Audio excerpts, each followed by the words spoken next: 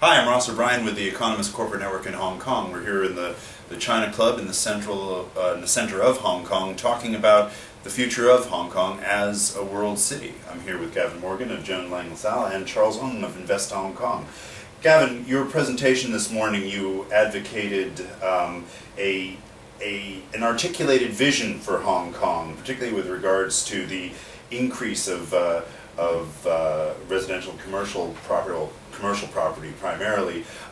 What is in your opinion, the main drivers of Hong Kong's expansion into this notion of CBD2, or just generally throughout Hong Kong? What is going to push Hong Kong's commercial real estate floor plate forward? Okay, well, Ross, thank you, and I appreciate the time this morning. And our view on what will push Hong Kong forward is really a good, solid partnership between the public and the private sector. And as I mentioned in the session this morning, we are highly supportive of CBD2. We see that as a great initiative, and it's giving Hong Kong what it's needed for certainly the last 3 or 4 years, which is potentially a clear, articulated vision for a commercial pipeline moving forward. And we're very excited to see what further plans the government releases on that to really just let us know exactly how that commercial landscape is going to unfold.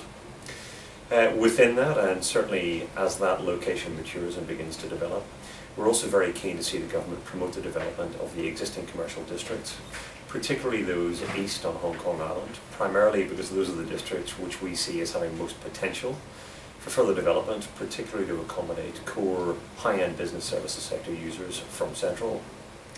And that's certainly where we see most of the need and the highest demand going forward.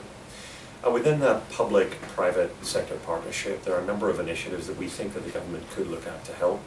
In addition to laying out plans for CBD2 as they've done, we'd like to see them embrace the existing commercial districts and make sure that there remains a strong relationship between the existing and future commercial districts of the city.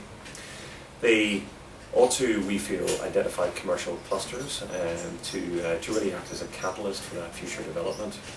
And look at creating either enterprise zones or action areas around those commercial clusters to incentivize developers to either redevelop or refurbish buildings that will more rapidly encourage organizations that have been, that have been keen to remain in or very, very closely wedded to Central, to look at expanding and relocating to other districts of the city.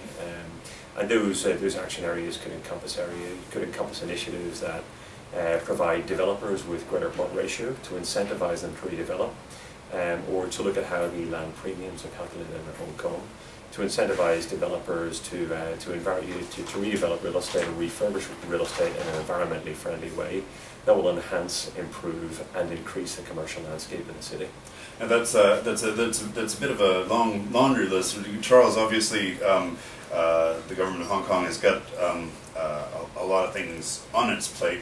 Where do you see Hong Kong addressing some of these challenges, some of these requirements from an increasingly rapidly growing business community?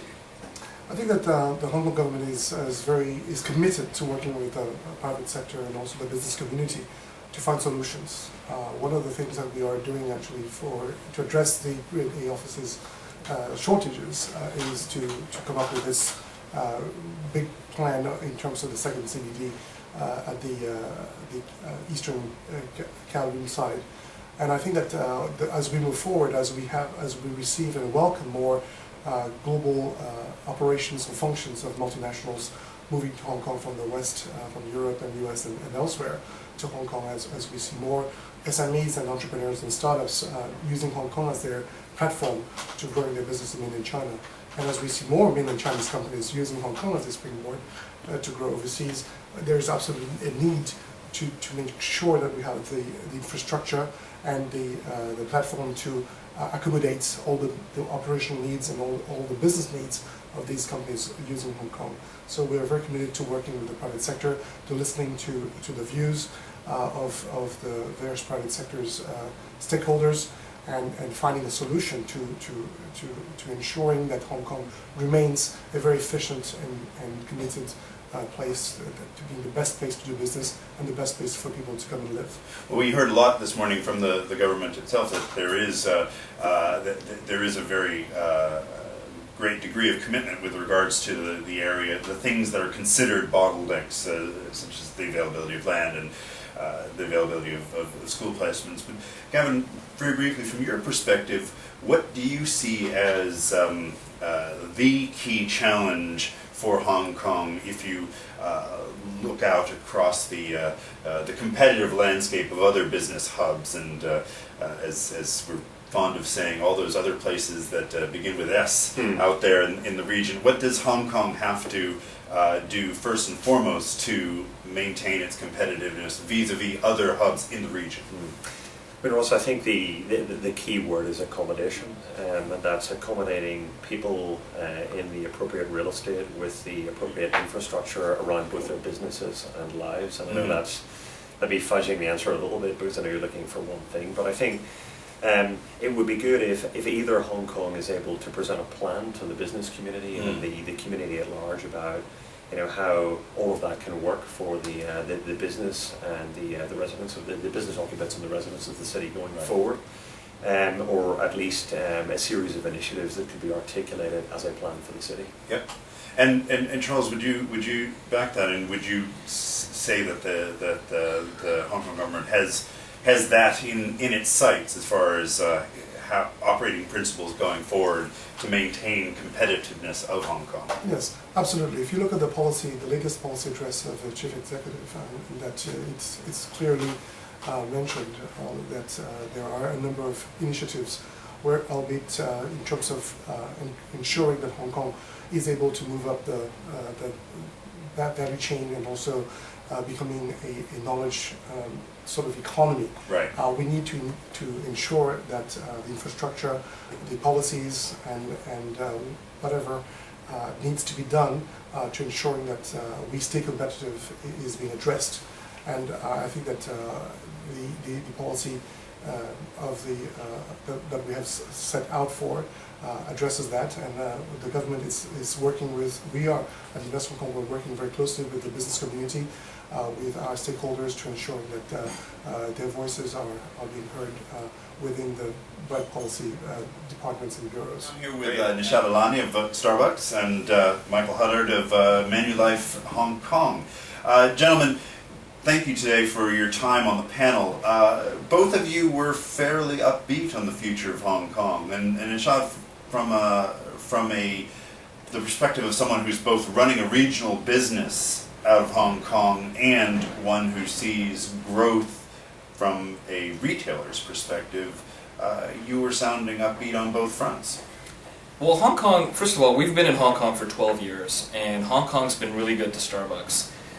Today we've got 116 stores in Hong Kong, and our stores are doing extremely well. We have double-digit comp sales, and as we look over the horizon over the next 5 years, we expect to grow substantially in the Hong Kong market. There's a lot of things that Hong Kong's doing that are really working in our favor. The recent expansion of the Central Business District beyond Tsim Sha Tsui, Central, Admiralty, and Wan Chai into areas of Hong Kong East, looking into Kowloon East, looking at Kwun Tong, Kowloon Bay, have really helped us in the sense that at some point, we had 70 stores in Hong Kong, and we were looking at saturation at that point. But today, like I mentioned, we're at 116 stores, and we see tremendous opportunity. Hong Kong is really spread out, and it's helped us tremendously as a retailer. From a regional perspective, we have our regional office for Asia Pacific, headquartered here in Hong Kong, and that's also worked out really well for us. The Hong Kong office today has approximately 80 people in it, and it supports 10 markets in Asia. The position of Hong Kong being centrally located in Asia, being the gateway to Asia as well as to China, provides some very strategic advantages for us in maintaining our operation here in Hong Kong. And we think, although there are a lot of issues that Hong Kong has, and we like to talk a lot about them, whether it's air pollution or schooling, at the end of the day, there is availability of high-skilled labor here in Hong Kong, and Hong Kong's a very efficient city. And that really works to its favor, and we expect that the government and other corporate offices and special interest group are going to continue to elevate Hong Kong and continue to maintain its competitive advantage. Now, Michael, your perspective is perhaps a a little bit different from most multinationals in that you have both a regional headquarters here, but the business that you run is a very strong local business with very great space requirements, Yeah. and so that probably was a consideration when you took the pioneering step of moving across the water to Kwantong. Yeah. From your kind of first movers perspective, how do you see this decentralization of business life in Hong Kong? Well, it was when we moved to Kwantong, we looked at a number of factors, of course. We wanted to get a large amount of space. As you said, we use a great amount of space. In that building now we have 500,000 square feet just manualised space in that building. And I wanted space on relatively large floor plates so that we could plan and we could do all the modern health and safety and ergonomic things. And Kwantong really gave us that opportunity that didn't exist on the island, particularly at that time. And I guess even probably so today, with very low vacancy rates on the island. So it was great to move out there and we could do some new things. The reason we picked Kwantong was despite it being seen as an industrial area, it is actually relatively close to an MTR station. It's about 10 minutes walk to the MTR, and by putting on shuttle buses and other things for when it's raining or very hot, we managed to get people to accept moving to that area, and they found their transportation options were reasonable. I think the key for the continued development of that area is going to be the continued development of the transport systems. I think they're already pretty busy, and they're going to get busier and busier if their government does not invest more in the area. The other problems with the area, of course, is some of the other services are not really there. Restaurants moved in, of course, but we moved 3,500 people there. The good thing with Hong Kong is if you move 3,500 people to a place, the restaurants will follow.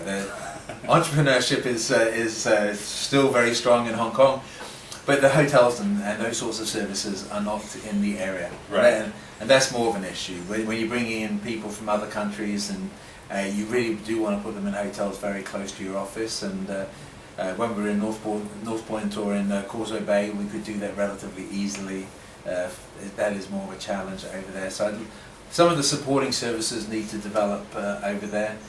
Obviously, we want to see the area get more beautiful over time as well. You know, there are still some fairly industrial-looking buildings there, but it's actually worked very well for us. If I had to make the decision again, I would do it twice as quickly. It's been a very good decision to move there. Excellent. And as we heard today, the overall demand for quality office space has more than doubled over the last 2 decades, and the outlook seems to indicate more of the same. And with the increase in or continued demand for regional business, whether it's China-facing or regional-facing in Hong Kong, do you see any potential bottlenecks? Do you see anything that could derail this relatively optimistic future for Hong Kong's development?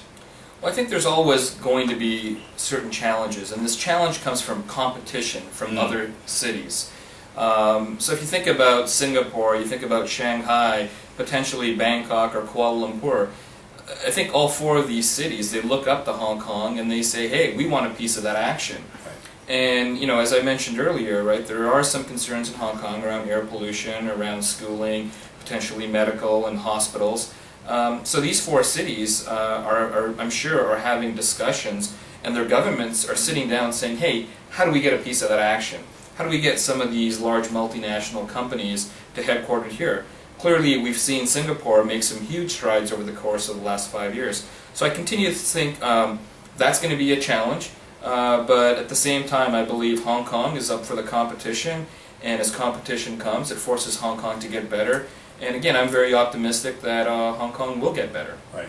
Now, Michael, from a financial services standpoint, I mean, obviously there's an extra ace up Hong Kong's sleeve in that it has been this transit point for renminbi-denominated finance. It's also been a center of IPOs for those that particularly have a China story attached to them. Yeah. But is that going to be ever thus? Is this something that Hong Kong is in danger of losing its competitive advantage and being a facilitation point for for China-flavored capital markets? I think because of the nature of the one country, two systems, Hong Kong hopefully will always get some benefit from that relationship with China, which all the other places that Nisha mentioned don't really have quite the same level of linkage with China. Right. I think renminbi is going to be global, so it's going to spread around the world, but Hong Kong is already such a big centre for IPOs and for bond issues. As long as it does the things right, I think it can maintain that leadership in that area. I think other places will also play a role. London will want to play a role, and I'm sure New York will want to play a role. But Hong Kong, because of its special relationship with China, and because really there is a transition at this stage from the west to the east, you've got to imagine that this area is still going to grow in totality, and Hong Kong is going to grow in line with that growth or even faster than that growth if it really cements itself as being a major financial centre. But to Nisha's points about risks, I do see some risks. The other risks I would mention is really the local population have to keep it well educated, and unfortunately it's probably going to have 3 languages. It's going to have to be fluent in English, Mandarin and Cantonese to maintain its competitive edge. I think the fact that you had English and Cantonese here always played well. Now obviously with China, you do need the 3rd language. I worry actually that it might become Mandarin and Cantonese and English might be lost over time. Then it would be less attractive to a multinational if we could not find English-speaking people at the right level. I'd see investment in education as another thing that the country has to keep doing, or the territory has to keep doing if it's going to maintain its leadership. Right. Well, we have perhaps as a stopgap the fact that there are, what did you say, 225,000 Canadian passport holders, and many of them are returning to Hong Kong. So perhaps we can keep up the edge in English. Michael Nishad, thank you very much for your time this morning. I'm Ross O'Brien with the Economist Corporate Network in Hong Kong, speaking to you from the China Club, where we've just concluded Asia's World City, the future of Hong Kong as an international business hub. Thanks for watching. Have a good day.